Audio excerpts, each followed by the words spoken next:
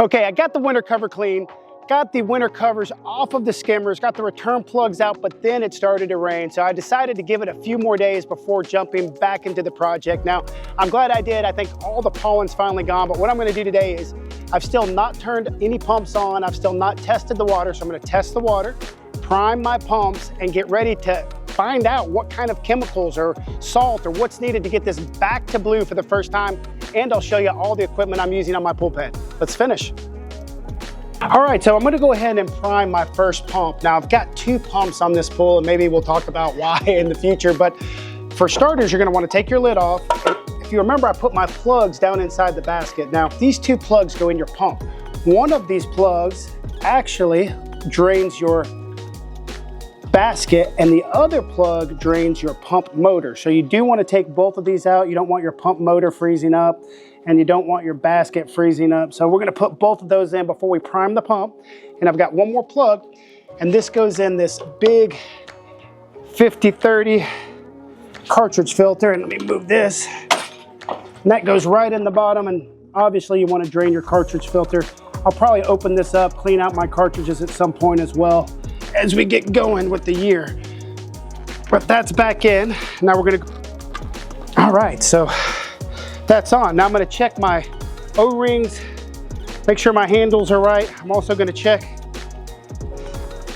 my sacrificial anode, make sure the anode doesn't need to be replaced. And this sacrificial anode just gives that salt water something else to attack. And so if you plumb one of these in line, the idea is that it protects your pump, it protects any metal parts from being corroded by salt water, and this is a salt pool. Now I haven't opened it for spring before, so I don't know if I'm gonna need chemicals and salt to get it going, but definitely check your sacrificial anode, check your T-cell.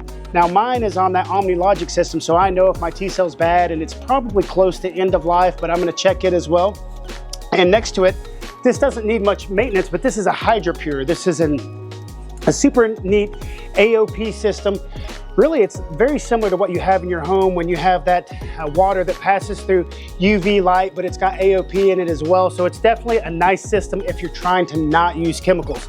That flows into a small footprint heater. I love this heater. It's a dual fuel, so it works with propane or natural gas. It's a newer heater from Hayward, and all this ties into my OmniLogic system, which is over here. Let me show you that. Now this OmniLogic board,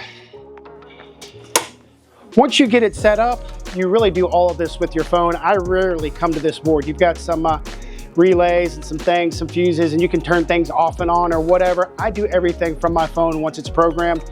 These transformers are for my lights, and this is actually a sense and dispense system. So it loops into, I don't know if you can track it, but this is a tank full of muriatic acid, and so this senses the water and it drips in that muriatic acid as needed. I've tried to set this up to be a fully automated system, so this will be my first full season using all of this equipment. Hopefully this season we'll figure out how often I have to put salt in, how often I have to put any chemicals, if I even have to put any chemicals in, and I'll try to keep you guys updated. Okay, now I've opened up the OmniLogic panel. I did not wire all this up, hired a licensed electrician, so I think that's really important, but everything is labeled on the inside. So I've got cover, it's already on. I'm gonna turn my screen on. I'm gonna turn my pump 1 on, and you can see that screen firing up right there. I'm gonna turn pump 1 on, I'm gonna turn pump 2 on, I'm gonna turn my UV filter on, and I believe that's got everything. My lights will be on now, my heater will be on now, and everything is on. I have a couple GFCIs that are for my electrical outlets and a few other things, and those are already on as well. But now that the board's firing up, we'll get into here and start turning the pumps on and getting those primed, and I'll show you what that looks like in a minute. We're gonna fill the basket at least halfway up. It's gonna take a few minutes. You're not really filling the whole line up. You're just getting some water inside of the pump. So fill that up for a few minutes. Wait until you get about halfway up in the basket, and then we'll fire it up. While we're down here though, let me show you another great feature. This is an automatic actuator valve. I can switch this pump between my deck jets and my returns inside of my social cove. That's a seating area inside my pool. I'll show you that, but this will switch the water pressure going from deck jets to more pressure for my returns in my social cove. Super neat feature. I can do that from my phone. So if I want to turn my deck jets on, I just push a button. This valve rotates and it goes straight to my my in-pool returns, or vice versa. Really neat feature. If you have the ability to do automatic controls, definitely try that out. All right, I think we've got about halfway full. We're probably close to getting ready. I'll go ahead and see if I can prime this now. And we'll leave that, there. Now you're gonna wanna put your lid on and obviously close it up tight. Now we're gonna go back to our OmniLogic board.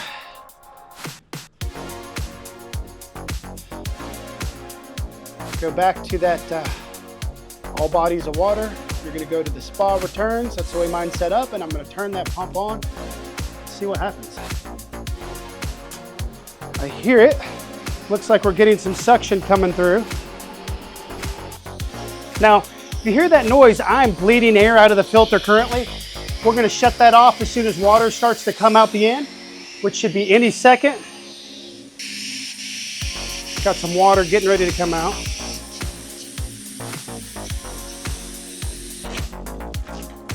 All right, so water came out. That means we've got this cartridge filter full of water. It's starting to get pressurized as well. Make sure you don't open a cartridge filter under pressure, or never open your pump under pressure. Now, you'll know this is fully primed once water gets all the way to the top. It's gonna fill all the way up and there'll be really no bubbles. It'll just be clear, look like glass on the inside, and it'll just be full of water.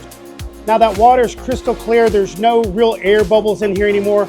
That's showing me that the pump is fully primed. I've got it powered all the way up, turn it on high. We're gonna go over here and check and make sure that water's really flowing out of the returns correctly.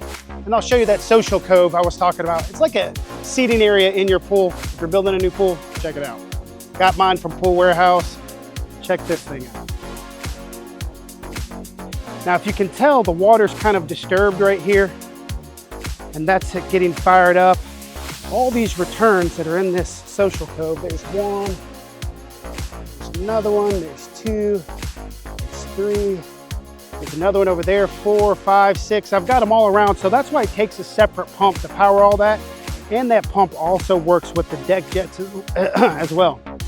A lot of pollen out here, but hopefully it's clearing up. That's a deck jet, and those go all the way down the pool. So definitely, if you have the ability to have a separate pump or a seating area in your pool, it's a super cool feature. But just know you're gonna have a little more maintenance because you've got a separate pump to operate. This is my pump for my returns and my suction for just general cleaning of my skimmers. Now I'm using an Aqua Genie skimmer. The Aqua Genie is a return and a suction line all in the same unit. I'm gonna turn these on. These are my suction lines. They're gonna suck water from the skimmers and bring those to this pump, and this is dedicated for those 3 Aqua Genies. So I'm gonna go ahead and start filling this one up. Those 3 suction lines are gonna come in, go into the pump. This is a 70-30, I believe that's a 70-30 cartridge filter. So the water is gonna pass through here. Then it's gonna come right through this automatic actuator. We're gonna go ahead and put the lid on it. Cut this water off.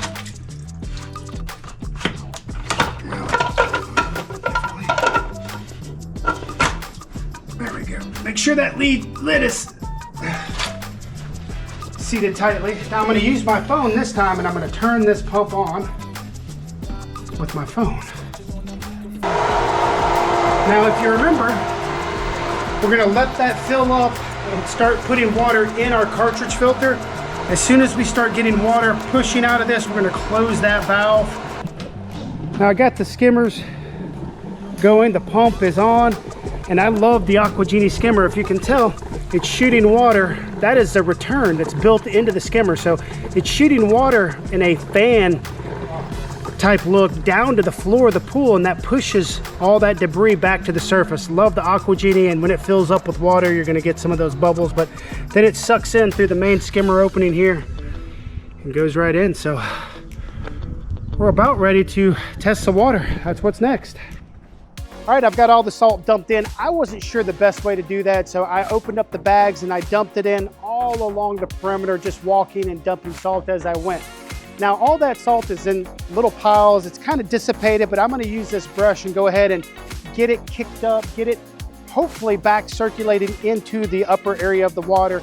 That way those skimmers start to pick it up and my main drains start to suck it through as well. That's it for right now. The next episode, we're going to go ahead and test the water and show you what the chemistry looks like. Stay tuned.